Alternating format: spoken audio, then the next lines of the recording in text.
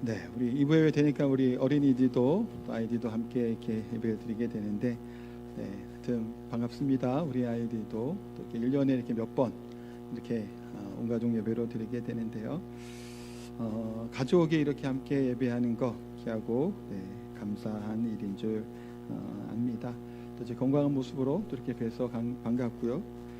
또 가신 분들 또 떠나신 분들도 계시고 또 온 가족도 있을 줄 아는데 추석 명절 더 건강하게 또 은혜롭게 또 잘 보내시기 바랍니다. 또 우리 평안교회 모든 성도들이 또 힘들고 어려운 가운데서도 서로 기도하고 격려하고 또 배려하고 섬기는 삶이 우리 성도들 가운데 가득하게 되기를 축복합니다. 오늘은 이제 야고보서 이어서 이제 보도록 하겠습니다. 야고보서 서론 때도 오늘 세 번째 시간이에요. 서론에도 얘기했지만 흩어진 나그네들, 그러니까 환난과 어려움, 고통, 시험 가운데 흩어졌던 자들을 향한 쓴 편지가 바로 야고보서라고 하는 성경입니다. 그래서 지난 시간에 2절에서 4절까지 이렇게 봤잖아요. 내 형제들아, 너희가 여러 가지 시험을 만나거든 온전히 기쁘게 여기라 라고 시작을 합니다. 우리 시험을 본다라고 하면, 진영아, 시험 보는 게 좋니 안 좋니? 미안해 진영아, 이름 불러서. 근데 싫죠. 예하도 이름 불러볼까요? 저희 아이들이 없어서 죄송해요. 먼저 올라갔거든요. 그래서 없어서. 시험이라고 하는 것 자체는 어떤가요? 좋은 사람이 있나요? 없죠. 테스트를 받고 시험 보는 거 기쁠 일이 없어요. 그런데 성경 뭐라고 얘기하죠? 온전히 기쁘게 여기라 라고 말씀합니다. 왜 기쁘게 여기라고 했나요? 이 믿음의 시련이 인내를 만들고 인내로 인해 우리가 온전하게 될 것을 말씀하고 있기 때문이죠. 그래서 야고보서를 이어서 이제 우리가 5절부터 볼 건데, 야고보서 말씀을 이제 보다 보면 약간 좀 이런 느낌이 들 수 있어요. 주제가 여기 갔다 저기 갔다 하는 느낌이 들 수도 있어요. 왜냐하면 오늘 본문 이 앞부분에는 뭐로 나오나요? 지혜가 부족하거든 모든 사람을 후히 주시고 꾸짖지 아니하시 하나님께 구하라. 지혜에 대한 얘기가 나와요. 그런데 9절 내용을 보면 낮은 형제와 부한 자에 대한 주제가 바뀐 것처럼 보인단 말이에요. 그런데 이 11절까지의 내용은 2절부터 11절은 한 주제로 하는 문단으로 구성되어 있는 성경의 내용이에요. 그렇기 때문에 하나의 큰 주제로 이것이 이어진다라고 보시면 좋습니다. 그게 뭐냐면 이제 5절에 나와 있는 것처럼 지혜가 부족하거든 구하라라는 얘기죠. 여기서 강조하는 것은 뭐냐면 부족한 거를 얘기를 해요. 그래서 가난한 자, 낮은 자에 대한 얘기까지 이어지는 겁니다. 그러니까 부족한 것, 부족하면 뭐 하라는 건가요? 그러니까 왜 부족하다는 얘기를 꺼냈을까요? 하나님 야고보서에서 4절에 한번 보면 인내를 온전히 이루라. 이는 너희로 온전하고 구비하여 조금도 부족함이 없게 하려 함이라. 하나님께서 부족함이 없게 하시겠다고 말씀을 하셨죠. 야고보 사도를 통해서 하신 것에 대해서. 그러니까 부족하면, 뭐가 부족하면, 지혜가 부족하면 뭐 하라고요? 후히 주시고 꾸짖지 아니하시는 하나님께 구하라. 그래야면 주시겠다라고 말씀합니다. 자, 우리 이 말씀을 보면서 때로는 우리 학생들은 이런 기도한 적 있나요? 시험 기간을 앞두고 있어요. 이제 시험 봐야 되고 중간고사, 이제 기말고사 좀 있으면 중간고사 보잖아요. 2학기 이제 들어왔으니까 시험을 봐야 되는데 공부 많이 안 했고 이거 뭐 어떻게 해야 돼? 그래서 생각나는 말씀이 뭐예요? 누구든지 지혜가 부족하거든. 이게 생각이 나잖아요. 하나님, 지혜가 부족하면 후히 주신다고 했으니까 나에게 지혜를 주옵소서, 시험을 좀 잘 맞게 주옵소서라고 기도하시는 분 있나요? 없나요? 아마 여기 어른들 중에는 있을 것 같아요. 그런 마음으로 때로는 우리가 기도하죠. 지혜를 주옵소서라고, 성적을 좀 잘 보도록 하여 주옵소서라고 기도하기도 합니다. 물론 여기서 얘기하는 이 맥락에서의 시험이 그 시험은 아니죠. 물론 자, 이 시험이라고 하는 것, 우리가 앞에 있는 닥친 여러 가지 일들이죠. 그러니까 우리의 인생의 여정, 우리가 살다 보면 무슨 일이 일어나게 되나요? 어려운 일이 항상 생긴단 말이에요. 어떠한 길을 선택하고 어떠한 길을 가든지 간에 때로나 누구나 겪는 어려움을 겪어요. 광야, 사막을 얘기하죠. 높은 산, 언덕, 또 어떨 때 우리 추석이나 이제 명절에 시골에 이제 가다 보면 이렇게 지금은 고속도로가 다들 잘 나 있는데 예전에 국도 타고 어디 산 넘어가려고 그러면 얼마나 꾸역꾸역, 강원도 고향이신 분들 계시잖아요. 네, 강원도 가려보면 뭐 산하고 뭐 개를 넘어야 돼요. 쉽지 않은 길이죠. 여정이 이리 갔다 저리 갔다 올라갔다가 또 내려가고 중에서는 또 올라가고 몇 번에 걸쳐서 갈 때가 있습니다. 근데 인생의 여정이 어떤가요? 오르막이 있기도 하고 내리막이 있기도 하고요. 절벽과 낭떠러지 같은 길을 꾸불꾸불 조심조심 위험천만한 길을 때로는 넘어갈 때가 있다라는 거예요. 그런데 여기서 하나님께서 뭐라고 말씀하시나요? 지혜, 그러니까 그런 강야와 같은 꾸불꾸불한 길 같은 인생을 살아갈 때 필요한 것이 뭐예요? 지혜라는 거예요. 그러니까 지혜가 부족하거든 뭐하라고요? 구하라고 얘기합니다. 지혜, 그럼 지혜가 뭘까요? 이 두 가지 정도 큰 의미로 지혜의 의미를 살펴보려고 해요. 첫 번째는 뭐냐면 지금 설교를 듣고 있잖아요. 여기 들어요. 설교를 듣는데 알았어요. 그래서 설교 듣고 소위 말하는 은혜를 받은 거예요. 그래 아멘 하고 은혜를 받았단 말이에요. 또 집에서 성경을 막 이렇게 읽다가 읽는 중에 감동이 생기고 또 은혜를 받았어요. 또 우리 성도님들 보면 예배 시작하기 전에 이렇게 제가 이렇게 중간으로 이렇게 걸어오잖아요. 여기 보면 양쪽으로 제가 이렇게 살짝 보는데 지나가면서 성경을 읽고 계세요. 어느 본문을 읽고 있을까요? 설교 본문은 항상 읽으시더라고요. 이렇게 중간을 이렇게 걸어서 이렇게 제가 나오다 보면 먼저 말씀을 이렇게 읽고 이렇게 기다리게 계시더라고요. 너무나 좋죠. 예배 시작하기 전에 찬양하기 전에 그때 미리 보셔서 오늘 본문에 대해서 충분히 좀 읽고 몇 번씩 아마 읽으시는 것 같아요. 보니까 얼마나 그렇게 읽다가 보면 때로는 어떤가요? 감동이 생기고 은혜를 때로는 받는 생각이 들죠. 자, 그래서 뭔가를 깨달게 되는 거예요. 그렇구나. 이렇게 하면 좋겠구나. 그렇구나 하고 뭔가 좀 지적인 것도 막 채워져요. 그럼 이거는 지식인가요? 지혜인가요?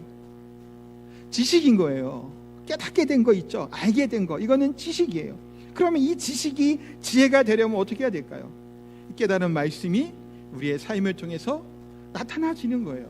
순종하며 살아가게 될 때 이것이 지혜라고 얘기할 수 있겠죠. 잠언 1장 7절 한번 볼까요? 우리 같이 한 목소리 함께 읽겠습니다. 여호와를 경외하는 것이 지식의 근본이거늘 미련한 자는 지혜와 훈계를 멸시하느니라. 아멘. 자, 여기서 보면 지혜와 훈계를 멸시한다라고 말씀합니다.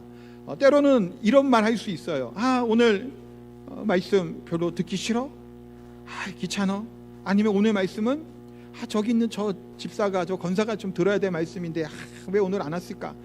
왜 명절이어갖고 또 빠졌네. 저기 들어야 되는데 생각하면서 별로 이제 말씀 듣는 거를 이제 그래 하는 거 멸시한다고 얘기할 수도 있겠죠. 근데 이 멸시한다는 얘기 그렇게 단순한 의미가 아니라 지식이 있어요. 안단 말이에요. 하나님 말씀이 깨달음도 있고 깨달았어요. 그렇구나. 경험도 있어요.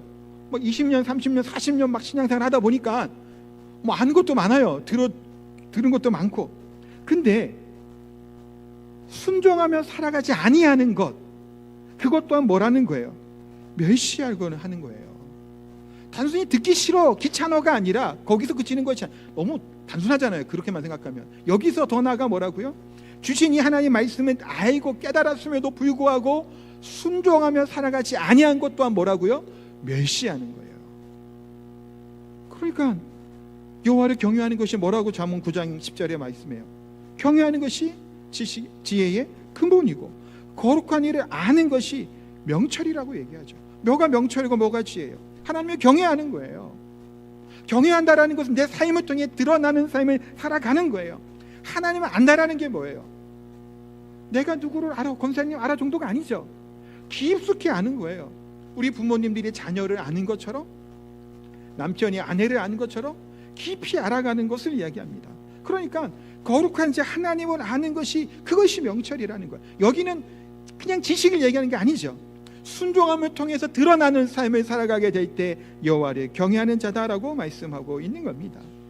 그래서 히브리서 5장 12절 13절에 보니까 이렇게 말씀하잖아요. 조금 깁니다만 같이 한번 찬찬히 한번 읽어볼게요. 때가 오래되었으므로 너희가 마땅히 선생이 되었을 터인데 너희가 다시 하나님의 말씀의 초보에 대하여 누구에게 가르침을 받아야 처지니 단단한 음식은 못 먹고 젖이나 먹어야 할 자가 되었도다. 이는 젖을 먹는 자마다 어린아이니 의의 말씀을 경험하지 못한 자요. 자, 여기서 보면 무슨 말씀이 나오고 있나요? 자, 때가 오래되었다. 우리 12절부터 좀 이렇게 주세요. 제가 한번 설명하면서 할 테니까요. 그 때가 오래되었으므로 너희가 마땅히 어떻다고요? 선생이 되어야 될 터인데, 이 얘기가 뭐예요? 이미 신앙의 연수와 경력 그 기간은 어떻게 됐다는 거예요? 긴 거예요. 이 정도 신앙생활 했으면 이제 뭐 하는 거예요? 선생이 되고 가르치는 자, 리더가 되어야 되는데 다시 말씀의 초보에 대하여 누구에게 가르침을 받는 처지에 처하게 된 거예요. 그래서 단단한 음식을 못 먹고 젖이나 먹어야 할 자가 되었다라는 겁니다. 고기를 먹고 자꾸 뜯어야 되는데 이 고기를 못 뜯는 거예요. 명절 때 항상 먹는 게 고기잖아요. 저 어릴 때 고기 명절 때 항상 먹었거든요. 고기를 먹어야 돼. 뜯고 갈비 뜯어야 되잖아요. 못 먹는 거예요. 죽이나 먹고 있는 거예요. 다시 아이가 됐다라는 거예요. 이 젖먹이 자마다 어린아이니, 여기서 얘기한 어린아이는 뭐예요? 우리가 마태복음에서 봤던 이 어린아이와 같은 그거 아니에요. 그때는 그와 같은 자를 얘기했지만 이 어린아이는 성인과 아이를 비교한 거예요. 이제 단단한 음식을 먹는 선생이 되어야 될 장성한 믿음의 분량으로 자라날 사람이 뭐 한 거예요? 다시 아이처럼 됐다라는 거예요. 못 먹는 자. 그래서 이게 왜 그러냐 하면 이의 말씀을 뭐 하지 못한 자예요? 경험하지 못한 자예요. 자, 성도님 잘 기억하세요. 하나님의 말씀을 경험하지 못했다고요. 그런데 뭐예요? 오래되었어요, 신앙생활이. 그런데 뭐를 경험하지 못한 거예요? 하나님의 말씀대로 살아내지를 못한 거예요. 많이 들어 알아요. 내가 지식도 있어요. 나름 그래서 막 판단도 하고 그래요. 그런단 말이에요. 아는데 말씀대로 살았던 경험이 없어요. 살아본 적이 없어. 그냥 말씀은 그런가 보다. 교회 오니까 뭐 설교는 들으니까 그런가 보다. 그냥 그런가 보다 하고 살아왔던 게 벌써 수십 년인 거예요. 그러니까 뭐야라고요? 어린아이 같다는 거예요. 말씀도 살아지 않는 거예요. 그러니까 눈물을 흘려요. 주여 펑펑 쏟죠. 뭔가의 큰 깨달음과 아는 것 같은 느낌이 막 들어요. 그 느낌이 막 든단 말이에요. 근데 이 지식이 내 삶의 자리에까지 하나님을 경외하는 마음으로 내려오지를 않은 거예요. 그러면 하나님 말씀을 모르는 자인가요? 아는 자인가요? 모르는 자죠. 자, 이걸 아이들도 여기 앉아 있는데 엄마가 얘기합니다. 주은아, 미안해. 주은아, 너 가서 그 동생 방 좀 정리 좀 해. 얘기했어요. 근데 주은이가 아무 일도 안 하고 있어요. 그럼 엄마가 얘기하죠. 주은아, 왜 엄마 말을 안 들었어? 얘기를 한단 말이에요. 근데 얘기해요, 애가. 아니, 다 들었어. 근데 왜 안 해? 라고 물어보겠죠. 그럼 들은 거예요? 안 들은 거예요? 안 들은 거죠. 우리가 애들이랑 얘기하도 항상 나오는 거 아니에요. 왜 엄마 말 안 들었냐 얘기하잖아요. 얘는 들었어요, 귀로는. 근데 움직이지 않으면 뭐 한 거야? 안 들은 거죠. 우리가 아는 하나님의 말씀이 우리의 삶 가운데 드러나지 않는다라면, 나타나지 않는다라면 그것은 아는 거예요? 모르는 거예요? 모르는 거죠. 안 들은 거고 못 들은 거고 경험하지 못한 자예요. 믿음이 어떻다고요? 없는 자라는 거예요. 어떠신가요? 우리 옆에 아이들도 있는데 아이보다 제가 우리 스스로 부모가 믿음이 더 좋은 것 같아요? 모르겠어요. 어떨 때는. 그렇죠? 어떨 때는 더 못한 것도 같고, 하여튼 그렇게 어떨 때는 아이들이 더 하나님의 말씀대로 지키는 경우도 있어요. 근데 애만도, 뭐 애를 비하하는 건 아니에요. 우리 옆에 있는 아이만도 못한 우리의 믿음을 가졌다 때로는 있죠. 모르는 자라는 거예요. 성경은 삶 가운데 지혜로 나타나지 않으면 모르는 자라는 거예요. 또한 이 지혜라는 게 의미가 또 뭘까요? 두 번째 지혜의 의미도 볼 건데, 지혜라고 하는 말이 오늘 야고보서에서는 이제 헬라어와 히브리어가 그 용어는 조금 다르고 의미도 조금 달라요. 소피아라고 하는 말로 기록되어 있어요. 헬라어니까요. 근데 히브리어는 호크마라고 하는 말을 씁니다. 근데 보통 이 소피아라고 하는 헬라어의 이 지혜는, 이 헬라 사람들이 굉장히 지혜를 뭐하는지 탐구하는 자들이죠. 그래서 인간의 이성을 중심으로 이 세상의 만물들을 이해하려고 했던 것이 되게 많았단 말이에요. 그것을 지식을 강구하고 지혜를 좀 갈망했던 자들이 많았어요, 헬라 사람들. 그래서 토론하는 걸 좋아하고 철학적인 막 사색하고, 그러니까 뭐 소크라테스, 뭐 플라톤, 아리스토텔 그런 사람들이 나오잖아요. 뭐 소피스트 같은 사람도 많이 있었고요. 철학자들이 많이 배출해요, 헬라들은. 그런데 구약 성경에서 언급하는 이 지혜는 헬라인들이 얘기하는 지혜랑은 다르죠. 그러니까 야고보서가 기록된 이 지혜는 단어 자체는 소피아라고 하는 말이 썼지만 야고보서에서 기록되어 있는 이 지혜는 무슨 지혜일까요? 인간의 이성과 판단을 얘기하는 것이 아니죠. 야고보서가 말하는, 야고보는 철저히 유대인이에요. 사도행전에서 봐도 그렇고 야고보서도 굉장히 유대 중심적으로 기록되어 있는 사람이에요. 그래도 유대인이란 말이에요. 그러니까 히브리적인 관점, 구약적인 관점을 볼 때는 지혜란 뭐냐면 하나님의 관점으로 모든 사물과 사건을 분별하고 해결할 수 있는 통찰력이다라고도 이야기를 해요. 이 말이 뭔가 하면 이 상황과 환경들에서 뭐의 중심이 된다라는 거예요? 하나님의 중심이 되는 거예요. 인간이 중심이 되고 인간이 이성이 판단이 되는 것이 아니라 하나님의 중심이 되고 하나님의 말씀이 기준이 되는 것이 뭐라고요? 지혜라는 거예요. 그게 히브리적 의미의 지혜죠. 인간이 대단히 지혜로운 것 같아요. 대단히 많은 것들이 개발하고 발전하고 있죠. 과학도 얼마나 많이 발전하나요?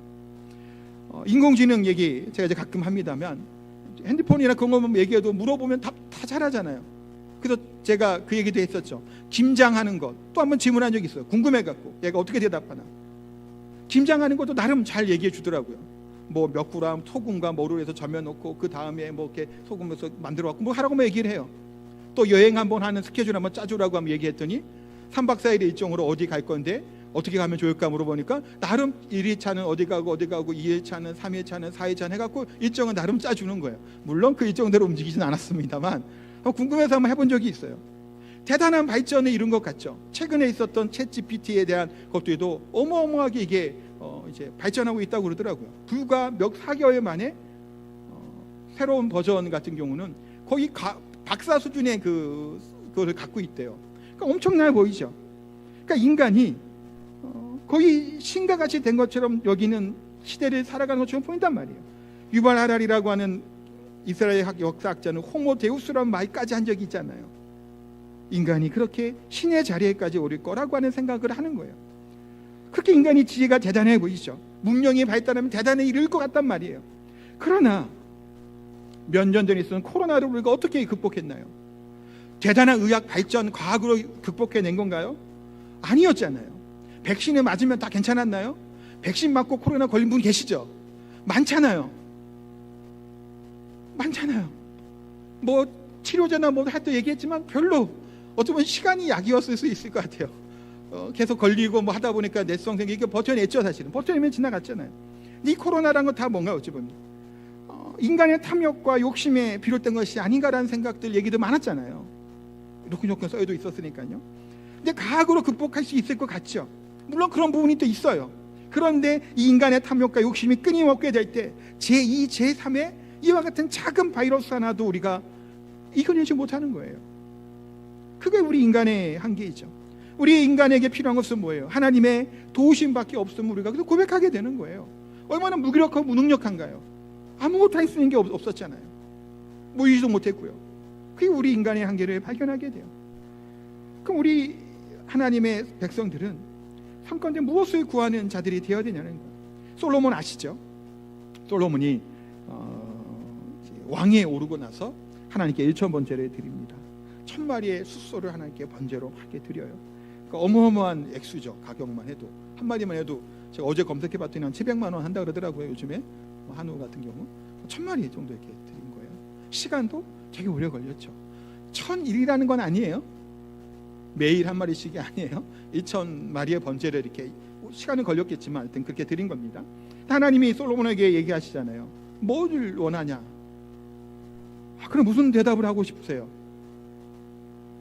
내가 너에게 뭘 줄까? 하면 뭐 막 생각나는 게 있을 거 아니에요. 뭐 이거 했으면 좋겠다. 근데 솔로몬이 무슨 대답을 하죠? 열왕기상 3장 9절이에요. 누가 주의 이 많은 백성을 재판할 수 있사오리까? 듣는 마음을 종에게 주사 주의 백성을 재판하여 선악을 분별하게 하옵소서. 듣는 마음을 주옵소서. 뭐죠? 지혜이죠. 이 지혜가 뭐예요? 듣는 마음이 뭐라는 거예요? 하나님의 말씀을 듣는, 아는, 하나님의 말씀의 기준이 되어서 하나님의 뜻에 맞춰서 이 사건을 분별하고 재판할 수 있는 것이 바로 지혜라는 거예요. 그 마음을 달라고 기도하죠. 하나님이 솔로몬을 칭찬하죠. 이것을 구하지도 아니하고 장수하기를 구하지도 않고 부도 구하지 않고 원수의 생명도 구하지 아니하고 오직 송사를 듣고 분별하는 지혜를 구하였으니 총명을 주겠다 말씀해요. 이전에도 없었고 이후에도 일어남이 없을 것이라고 하는 어마어마한 말씀을 하시면서 솔로몬에게 복을 주신 것들을 보게 됩니다. 우리 인생 가운데, 우리 인간의 삶 가운데 보면 반드시 필요한 것이 뭐예요? 지혜이죠. 지혜예요. 단순히 뭐 공부할 때 암기 잘하게 되는 게 지혜가 아니고 하나님을 아는 것, 하나님의 눈으로, 하나님의 관점으로 살아가는 것이 지혜죠. 시련에 만나거든 그 시련 이겨낼 수 있는 힘이 어디서부터 오는 거예요? 하나님이 주신 지혜로부터 온다는 거예요. 그러니까 하나님은 어떤 분이세요? 하나님은 무슨 분이시다 제가 이렇게 표시를 해놨는데 5절에 보니까 지혜가 부족하거든 모든 사람에게 라고 말씀하죠. 모든 사람에게, 누구에게 주시는 거예요? 모든 우리 하나님의 백성들에게는 다 주신다는 거예요. 나만 안 주는 게 아니고요. 저 사람에게도 저만큼 줬는데 왜 난 이만큼이 아니에요. 비교하실 필요 없어요. 누구든지 모든 사람에게 후히 주시고 꾸짖지 아니하신 하나님이라는 거예요. 온 우주 만물 가운데 우리 단 한 사람을 위해서라도 독생자 예수 그리스도를 보내주실 만큼 우리를 사랑하시니 하나님께서 우리에게 이와 같은 지혜를 주시겠다고 말씀하죠. 또한 하나님이 어떻게 주신다라는 거예요? 후히 주신다고 말씀합니다. 후히 넘치도록 풍성하게 충만하게 뭐 그렇게 얘기할 수 있어요. 물론 하나님 그런 분이시죠. 더 많은 것으로 충만하게 주시는 하나님이세요. 근데 여기서 얘기하고 있는 후히라고 하는 의미는 단순히 하나를 구했더니 두 개, 세 개를 주셨다라고 하는 의미보다는 단순하게, 당연하게, 심플하게 주시겠다라는 의미라는 거예요. 그러니까 무슨 말이냐면 옆에 우리가 아이가 있어요. 지금 있잖아요. 있는데 아빠 나 킨더 초콜릿 먹을 거야. 먹고 싶어. 그래요. 그럼 옆에 있던 아빠가 뭐라고 얘기하나요? 킨더 초콜릿 안 되겠네. 뭐 그런 얘기 안 하죠. 그러니까 이 문제가 어떤 거냐면 자녀에게 뭔가 절실한 게 있어요. 지금 애들이 있으니까 제가 뭐 킨더 초콜릿 얘기했지만 뭐 간절히 원하는 거, 필요한 것이 있어요. 근데 부모에게 힘이 있어요. 능력이 있어요. 해줄 수 있으면 얼마든지 그 가능한 부모란 말이에요. 근데 부모님께 얘기하는 거예요. 아버지, 어머니, 나 이거 필요한데 좀 이거 도와줄 수 있을까요? 얘기할 때 아버지가 뭐라고 얘기해요? 너 이거 줄 테니까 뭐 하고 뭐 그 얘기 할까요? 물론 어떤 경우는 그럴 수도 있어요. 또 어떤 마음으로 주는 거예요? 그래, 오케이, 줄게. 괜찮아, 그래, 말만 해. 내가 해줄게. 단순 명료하다라는 의미라고요. 후히 주신다고 하는 의미에서 그런 의미를 갖고 있는 거예요. 하나님이 뭔가 계산하고 뭔가를 해서 하는 게 아니라 구하라 그러면 너무나 당연하다듯이, 아니 뭐 이렇게 제 것도 없다듯이 그런 알았다는 거예요. 구하면 내가 줄게. 뭐 아무것도 걸려있는 것도 없는 거예요. 우리 부모는, 우리 육신의 우리들은 때로는 이럴 수 있어요. 내가 갖고 있는 이 재산을 가지고 어떻게 가지고 있다가 내 노후에 내 편안함을 위해서는 내가 뭔가 쥐고 있어야 애들이 나한테 잘해줄 거야 생각할 수 있잖아요. 왜냐하면 실제로 나쁜 자식들이 많으니까. 근데 하나님은 어떻다라는 거예요? 그런 거 없이 그냥 후히 계단 없이 그냥 당연하다는 듯이, 그러니까 당연하다는 듯이 주시겠다는 거예요. 그런 하나님이라는 거예요. 당연하게 주시는 분이에요. 그래서 세 번째 뭔가요? 6절에 8절 나오고 있죠.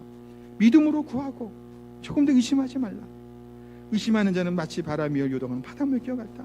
이런 사람은 무엇인지 주께로 얻게 생각하지 말라. 두은 마음을 품어 모든 일에 정함이 없는 자다 얘기합니다.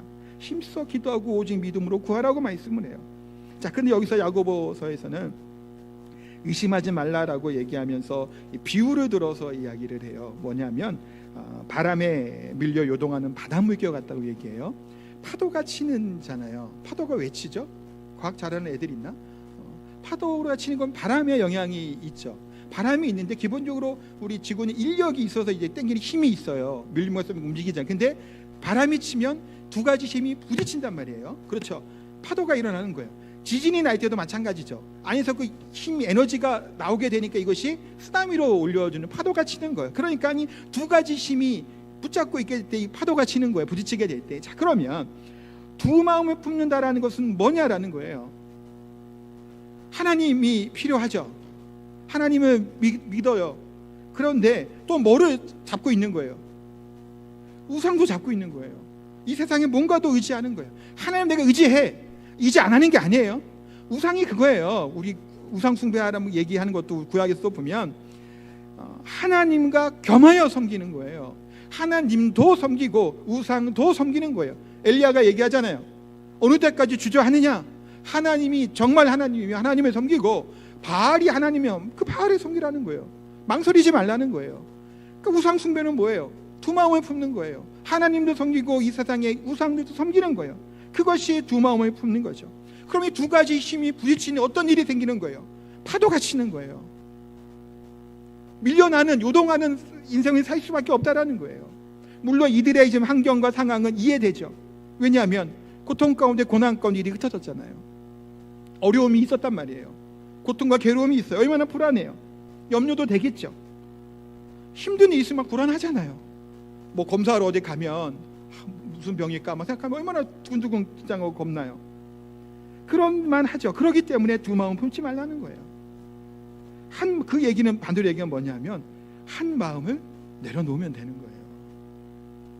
하나를 내려놓으면 돼요. 하나님이다. 이 세상이 우상들이냐, 이 세상에 의지할 것들이냐, 하나 내려놓으면 돼요. 그러면 하나님이 우리를 포기하실까요? 하나님이 손을 놔버릴까요, 우리를? 옆에 있는 우리 자녀들 포기할 수 있어요? 옆에 애가 아무리 악한 짓을 저질러도 이 새끼는 내 새끼죠. 그래서 난 이 애를 사랑할 수밖에 없는 부모잖아요. 포기할 수 없잖아요. 얘가 뭘 해도. 하나님 우리 포기하겠냐라는 거예요. 안 포기해요. 끝까지 고집 부려봐야 누구만 손해예요? 누구만 손해예요? 나만 손해예요. 야곱을 보세요. 야곱의 인생을 끝까지 붙잡고 가잖아요. 끝까지 고생하죠. 나그네, 험악한 나그네 인생을 살아가는 거예요. 하나님은 절대로 우리를 포기하지 않아요. 그러니까 하나님 우리를 괴롭히려고 하는 게 아니라 포기하지 않는 하나님의 성실하신 신실하심을 나타나시는 거예요. 포기하지 아니하시죠. 그렇기 때문에 우리는 뭐 하는 거예요? 그것을 내려놓고 하나님을 온전히 의지하는 것, 또 하나님만 바라보는 것, 양쪽을 붙들지 아니하는 인생이 믿음으로 사는 지혜를 구하는 지혜로운 인생이라는 거예요.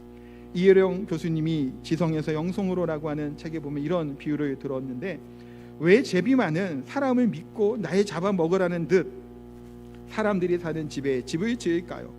사람을 믿고 의지하면 천적들이 덤비지 못할 것으로 생각한 것이죠. 그러니까 이렇게 본 거예요. 그 사물을 보고 제비처럼 믿어야만 인간의 힘을 빌려 다른 짐승들을 퇴치하고 자식들이 편안하게 살 집을 짓듯이 그렇게 하나님을 의지하고 의심하지 않고 믿어야만 평화를 얻고 살아갈 수 있다는 것입니다 라는 이야기를 합니다. 제비만도 얘기 못하는 것일 수도 있겠죠. 어쩌면 우리가 하나님을 의지한다라는 것, 하나님께만 소망을 둔다라는 것, 그것이 지혜이죠. 근데 9절에서 11절에 보면 뭘 얘기를 하냐면, 뭐 요게 지금 좀 맞춰있지 않아서 제가 좀 간단하게만 넘어갈 건데요. 낮은 형제는 자기의 높음을 자랑하라. 가난한데 뭐가 높음이 자랑이 돼요? 그리스도를 아는 이 부요함으로 자랑할 수 있는 거죠. 부한 자는 자기의 낮아짐을 자랑하라라는 거예요. 그러면서 이는 풀의 꽃과 같아 지나간다라는 거예요. 뜨거운 바람이 불어 풀은 마르면 꽃은 떨어지고 그 모양의 아름다움이 없어지니 부한 자도 그 행한 일에 이와 같이 세잔하게 될 것을 이야기합니다. 많은 부와 명예와 갖고 있는 이것들이 영원할 것 같지만 결국은 어떤가요? 영원하지 않잖아요. 여러분들의 건강이 영원하던가요? 아니죠. 재물을 영원히 갖고 우리가 평생 살고 죽을 때까지 죽어서도 가져갈 수 있나요? 아니죠. 명예는 어떤가요? 우리의 가진 것들은 결국에는 어때요? 사라져 버릴 수밖에 없는 거예요. 그래서 끝까지 붙잡을 수 없는 일이에요. 붙잡은 것 같지만 결국은 어때요? 다 사라져 버리죠. 그래서 풀의 꽃과 같이 지나간다라는 거예요. 그와 같이 없어진다고 얘기합니다. 오늘 교동문 했던 시편 90편도 그거 얘기하고 있잖아요. 그런 인생일 수밖에 없는 거예요. 우리가 붙잡아야 될 것은 누구냐라는 거예요. 누구만 바라봐야 되냐라는 거예요. 우리 예수님, 우리 하나님밖에 없음을 이야기하고 말씀하고 있습니다. 우리의 인생의 젊음 또한 지나가고 있죠. 가지고 있는 힘과 능력 또한 지나갑니다. 그렇다면 우리는 무엇을 바라보며 살아가는 자들이에요? 지혜로운 자는 하나님의 눈으로 바라보는 자이죠. 우리가 예수 그리스도를 믿는다라는 게 뭔가요? 남들이 보지 못하는 세계를 또한 보며 그것을 누리며 살아가는 자들 아닌가요? 남들이 듣지 못했던 복음을 알고 듣고 살아가는 자들이잖아요. 세상의 사람들이 갖지 못한 것을 가진 자들이잖아요. 그것이 비록 낮은 자의 모습으로 있을지라도, 부족한 자의 모습으로 살아갈지 보일지라도 우리의 높음은 우리의 가진 거의 부와 뭐의 명예에 있는 것이 아니라 우리 주 예수 그리스도에게 있는 줄 믿습니다. 그러니 이것을 뭐 하는 거예요? 자랑하는 자라는 거예요. 그러기 우리의 하나님께 뭘 구하라고요? 지혜를 구하라는 거예요. 우리 하나님은 호의 주시는 분이에요. 아무런 그거 없이 주시는 분, 부족함 없이 충분하게 채워주시는 하나님이신 줄 믿습니다. 이 하나님만을 바라보며 의지하며 지혜를 가지고, 또한 우리가 오늘 하루를, 이 한 주간을 또 살아가게 되는 저 우리 성도님 다 되시기를 예수님의 이름으로 축복하고 기도합니다. 아멘. 우리 찬양하겠습니다. 우리 주만 바라볼지라. 우리 찬양합니다.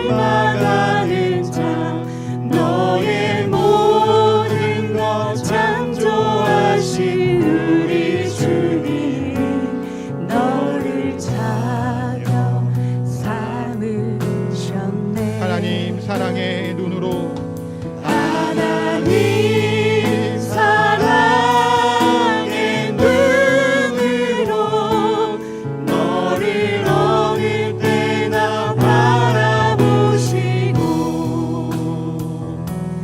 하나님인 자비로서 언제나 너에게 기울이시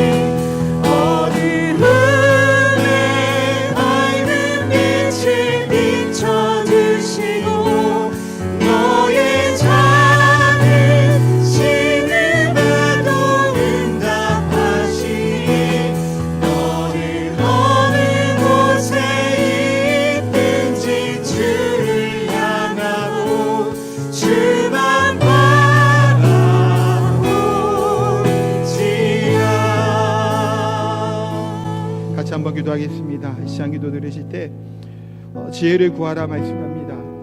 이 세상에 시험을 만나고 또 어려움 가운데 있을 때 우리가 구할 것은 하나님 주신 지혜인 줄 압니다. 이 지혜는 하나님의 말씀을 순종하며 이 삶 가운데 살아내는 것 또한 지혜인 줄 압니다. 또 이 지혜는 하나님의 눈으로 이 세상에 바라보고 우리의 환경에 바라보고 지금 삶에 바라보게 될 때 낙심하거나 좌절하지 않을 수 있고, 이 우리 하나님은 호의 주시는 하나님, 우리의 신음에 귀를 기울이시는 하나님, 그 하나님께서 우리의 자녀 삼아주신 이 아버지 하나님이 되시기에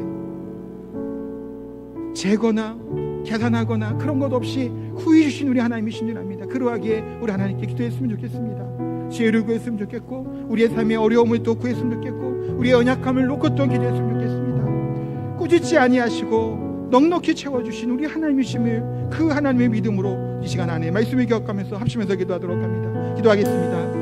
하나님, 이 시간 기도합니다.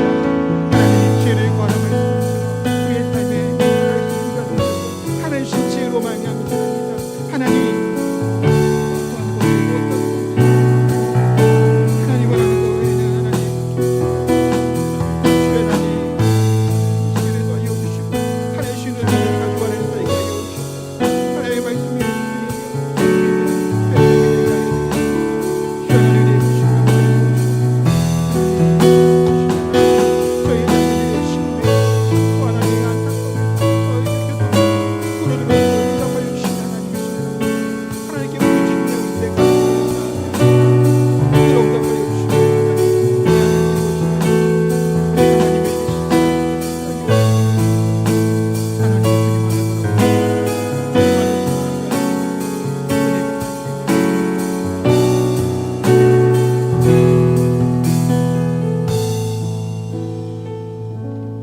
거룩하시며 신실하시고 성실하신 하나님의 이름을 찬양합니다. 후히 주시는 하나님이신 줄 믿습니다. 아무런 것들 없이 우리가 간구하고 구할 때 우리의 이 시험과 이 어려움을 이겨낼 수 있는 힘과 능력이 하나님께로부터 오는 줄 믿사오니 하나님 저희들의 기도를 저희들의 간구를 들어 응답하여 주옵소서. 하나님이신 지혜로 이 세상을 우리의 삶을 바라보게 하여 주시고 하나님이신 지혜로 우리의 삶을 실천하며 또한 주의 말씀대로 살아갈 수 있는 힘과 능력을 하나님은 저희들에게 부어 주옵소서. 또한 귀한 예물 가지고 하나님께 나와 예물을 드립니다. 드려진 예물 가운데 하나님 복의 복을 은혜의 은혜를 더하여 주시고 예물뿐만이 아니라 우리의 시간과 생각과 삶과 모든 것들을 하나님께 올려드리는 헌신한 사람들이 다 될 수 있도록 은혜 베풀어 주옵소서. 또한 우리들의 연약함을 놓고 우리들의 기도의 간구를 놓고 하나님께 나옵니다. 육신의 질병과 연약함, 아픔들 하나님이 다 아시는 줄 압니다. 주여 하나님 치유하여 주시고 회복시켜 주옵소서. 답답한 마음들, 괴로운 마음들 하나님이 다 아시는 줄 압니다. 하나님이 들어 응답하여 주시고 예수 그리스도 안에서 이루어지게 되는 놀라운 은혜를 매일매일 경험하게 하여 주옵소서. 이 삶 가운데 때로는 고단하고 때로는 힘들고 또 그러한 여정을 살아갈지라도 우리 주 예수 그리스도 안에서 믿음으로 우리가 살아가게 될 때 참된 안식과 평안과 은혜를 매일매일 누리며 살아가게 하여 주옵소서. 특별히 이번 한 주간 또한 우리 추석 명절로 보냅니다. 출타한 우리 성도님도 계시고 또 함께 가족들이 함께 모이는 또 가족들도 있는 줄 압니다. 은혜 안에서 하나님 건강한 모습으로 하나님 이 추석 명절을 잘 보낼 수 있도록 도와주시고 그곳에서 가족들을 만나는 그 순간에서도 우리가 그리스도인이라는 사실을 잊지 않고 우리들을 통해서 하나님의 선하신 영향력들이 드러나며 증거될 수 있는 복된 연휴가 될 수 있도록 은혜 베풀어 주옵소서. 편안하게 잘 쉬고 또 잘 충전하고 다시 만나며 함께 예배하는 우리 성도들 다 될 수 있도록 은혜를 더하여 주옵소서. 예수님의 이름으로 기도하옵나이다. 아멘.